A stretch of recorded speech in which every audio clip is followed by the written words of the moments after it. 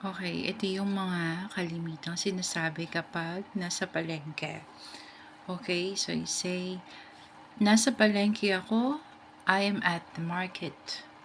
Bumibili ako ng pagkain, I am buying food. Magkano po ito? How much is this?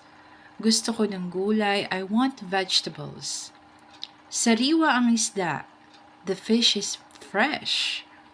Maraming tao dito, there are many people here. Okay, tapos kapag nasa medyo mahirap ng konti, nasa palengke ako para mamili ng panghapunan. I am at the market to buy food for dinner. Mas mura ang gulay dito. The vegetables here are cheaper. Tinitingnan ko ang mga sariwang prutas. I am looking at the fresh fruits. Maraming pagpipilian dito. There are many choices here. Maaga akong pumunta para sariwa ang mabili. I came early to buy fresh items. Okay, kapag naman medyo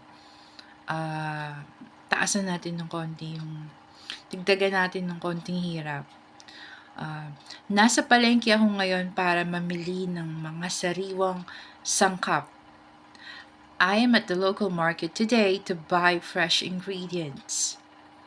Mas gusto kong mamalengke dito dahil mas sariwa at mas mura.